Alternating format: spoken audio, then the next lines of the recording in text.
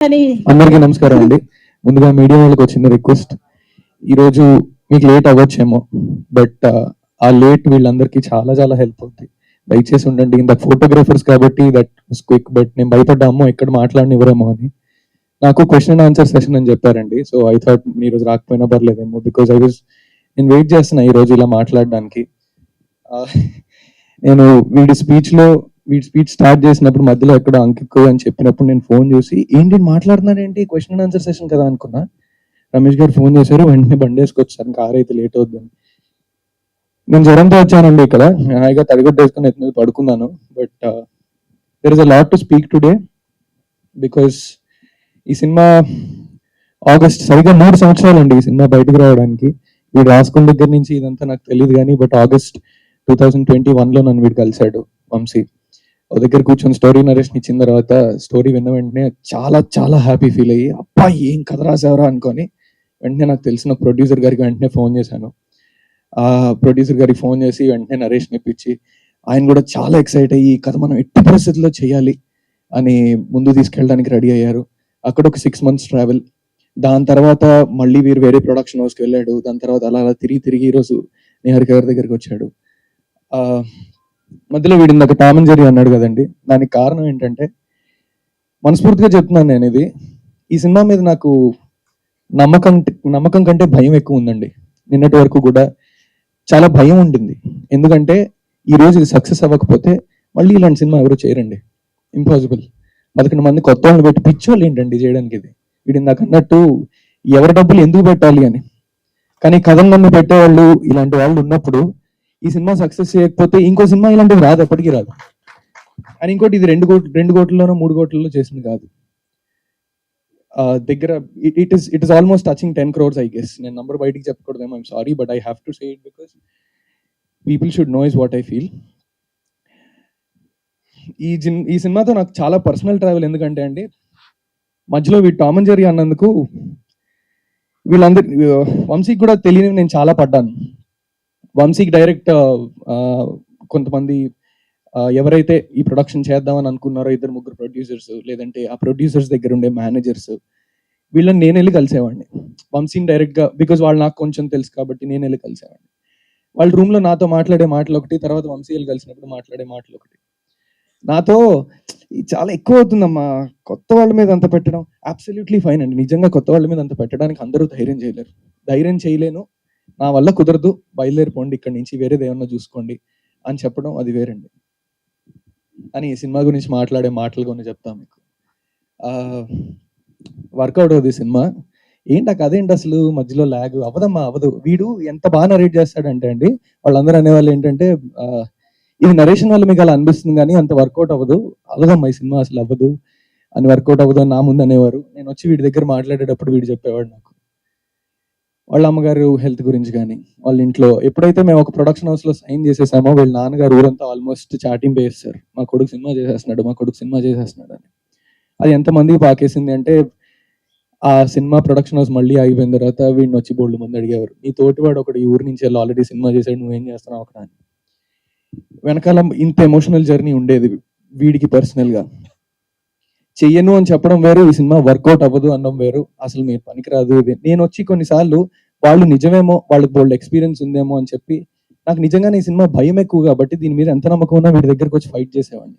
ఈ 11 మంది వీడిని ఎంత నమ్మేవారంటే నాకే భయం వేసేది, వీడిని అనవసరంగా మోసం చేస్తున్నారేమో, ఫస్ట్ సినిమా వీడు ఇంకేమన్నా చేసి దాని తర్వాత ఇలాంటి సినిమా చేస్తేనే కరెక్ట్ ఏమో, ఇంత బడ్జెట్లో అసలు ఎవరు పెట్టరేమో అని భయం వేసి నేను వీడితో వెళ్ళి కావాలని మొహం మీద చెప్పేవాడు, అరే ఇది వర్కౌట్ అవుదేమోరా నిజంగానే, ఒక్కసారి వేరేలా ఆలోచించాను. అబ్బాయి మొండినా కొడుకు అస్సలు వినేవాడు కాదండి.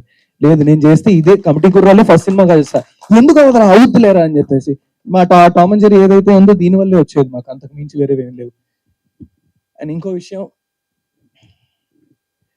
ఈ యాక్టర్స్ అందరినీ ఎప్పుడైతే కమిటీ కుర్రాళ్ళు కొత్త సినిమా కొత్త యాక్టర్స్ అంటే, అసలు కొంతమంది అసిస్టెంట్ డైరెక్టర్లు వీళ్ళందరిని అడిగినా చెప్తారండి, పేమెంట్లు ఉండవండి. మీరు అబ్జర్వ్ చేస్తే మనం ఎప్పుడన్నా పోస్టర్స్ అసిస్టెంట్ డైరెక్టర్స్కి వి వాంట్ ఇంటర్న్స్ అంటే పేమెంట్ ఉండదు అనమాట, వచ్చి పని చేయి నీకు ఎక్స్పీరియన్స్ కావాలండి అన్నట్టు.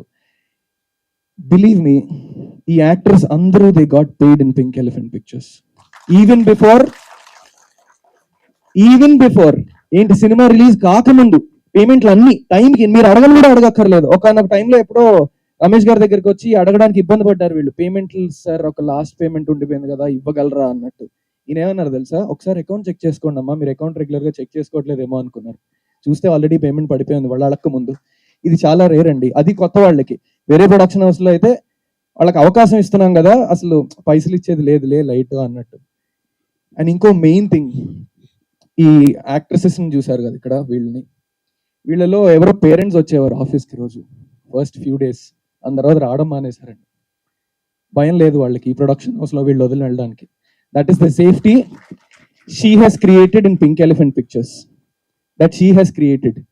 అండ్ ఈ సినిమాని సక్సెస్ చేయకపోతే, నేను మీడియా వాళ్ళకి మళ్ళీ రిక్వెస్ట్ చేస్తున్నా, ఈ సినిమాని సక్సెస్ చేయకపోతే, కమిటీ గుర్రాలు తీశారు కదా, ఏమైంది మేము చెప్పలా, డబ్బులు రాలేదు కదా, వద్దమ్మా ఇలాంటివన్నీ మనకు వర్కౌట్ అవ్వ 2-3 కోట్లలో చేయమ్మా అంటారు. మనం మళ్ళీ అర్రే ఆ స్టేట్ లో ఆ సినిమా వచ్చిందండి కదా, చాలా బాగుందంటరా, అది చూద్దాంరా, తెలుగు నుంచి రావడం ఉండదండి. దయచేసి మీడియా వాళ్ళందరూ కూడా, I think please push this film as much as you can, because అంటే on a personal interest I think you have to right, and it's a request. And one thing I wanted to do with all of these people is, ఇందాక వీడు Jersey అన్నాడు కదా, I think we should do it. Take places, అందరూ frame లో పడేలాగా. No I'm serious, అందరూ frame లో పడేలాగా ప్లీజ్ టేక్ యూర్ ప్లేసెస్. అమ్మా కెమెరా వైడ్ లో పెట్టుకోండి అమ్మా. Run. You should come. Everybody should come. Yeah, we are doing here only. Come, you come forward. All of you should be visible, okay? And Vamsi garu ravali.